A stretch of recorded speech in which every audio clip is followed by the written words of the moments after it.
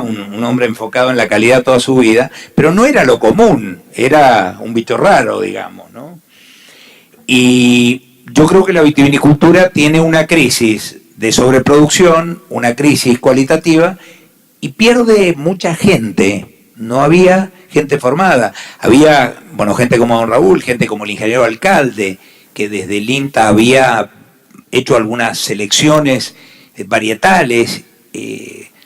Catania estaba trabajando en la bodega experimental. Es decir, se empezaban o se habían conservado algunas bases cualitativas que permitieron después iniciar la reconversión.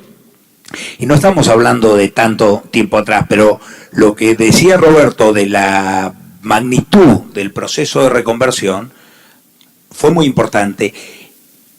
Y el principio de los 90 fue una vitivinicultura con muy poca gente, es decir, teníamos el clima, teníamos el suelo, teníamos inclusive, y habíamos perdido casi 40.000 hectáreas de Malbec,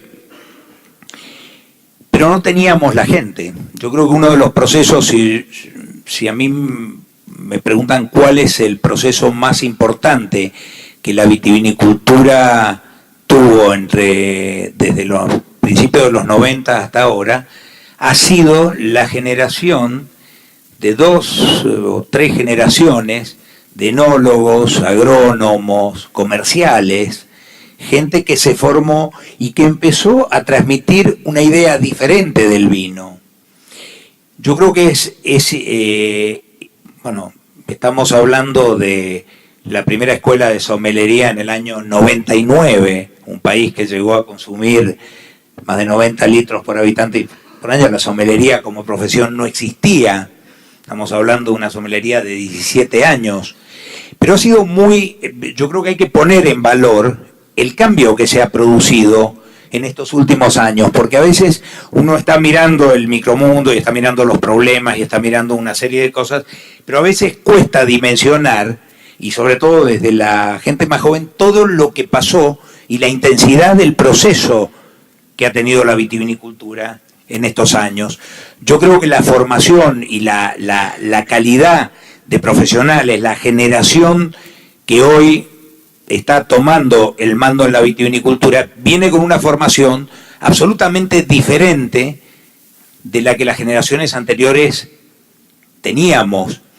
Y yo creo que eso abre una perspectiva muy interesante que tiene que ver también con entender los lugares.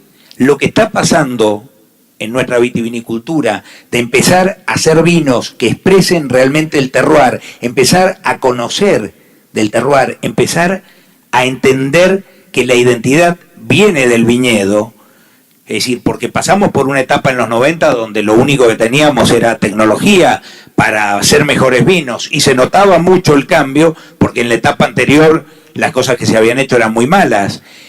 Pero digo, me parece que el momento actual, donde se está abriendo una perspectiva ya desde el conocimiento de la tierra, de la generación de vinos con verdadera identidad, es decir, superar inclusive esta etapa de la vitivinicultura de vinos sobremaduros, de vinos muy maderizados, de una estandarización que no nos dejaba mostrar y ver y disfrutar de las características de nuestro viñedo.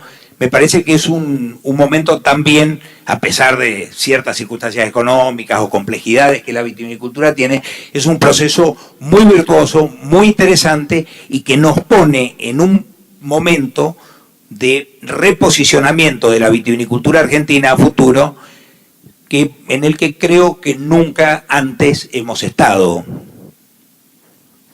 Estoy totalmente de acuerdo. Sin embargo, me parece también que, en honor a muchos que hicieron cosas muy buenas y extraordinarias durante la época más difícil, donde la época de la gran volumen y producción, también hubo algunos que hicieron vinos de buena calidad, pero lamentablemente no teníamos ni las costumbres ni el hábito de guardar vinos, de conservarlos, de guardar testigos.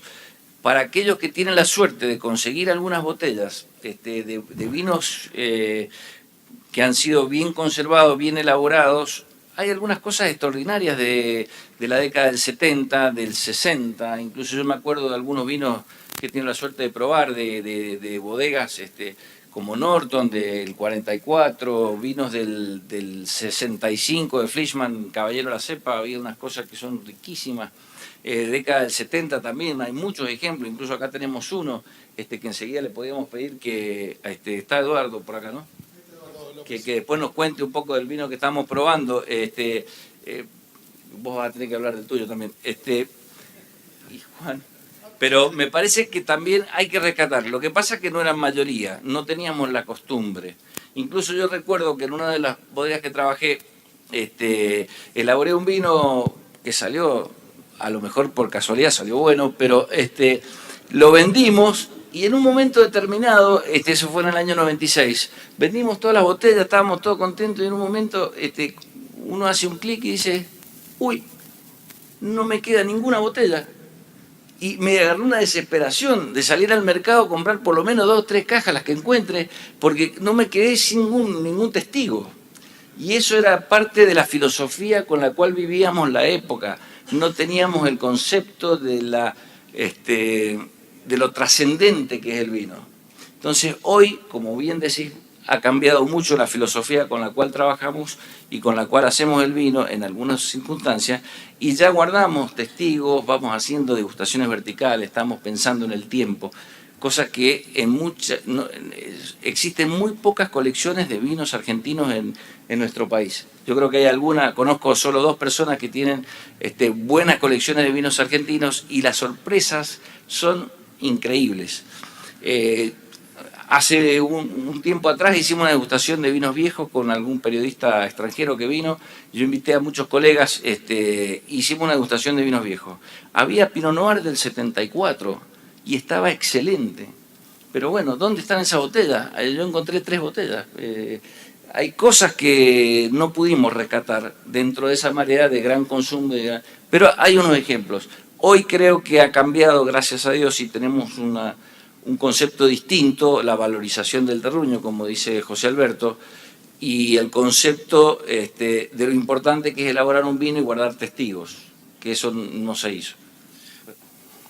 Bueno, creo que hemos hecho un recorrido intenso, no tengo mucho más para decir, no puedo hablar de la actualidad, lo mío es la historia, así que les agradezco mucho y bueno, creo que lo que aprendí haciendo este libro, que fue A Gran Pueblo Argentino Salud, yo era un amante del vino, no conocía su historia y fue una investigación muy interesante, un trabajo arduo porque tuve que probar muchos vinos, así que fue hermoso para mí meterme en este mundo tan interesante, de gente muy, muy, muy valiosa, porque piense que es una industria de riesgo el vino, ¿no? Es algo que uno apuesta a largo plazo, con muchos inconvenientes, y la verdad que conocí en estos años a gente altamente interesante y a este mundo del vino que es tan fascinante, del que ya no me pienso ir, salvo que me echen, y estoy muy cómodo y muy contento en este mundo. Así que muchísimas gracias a todos.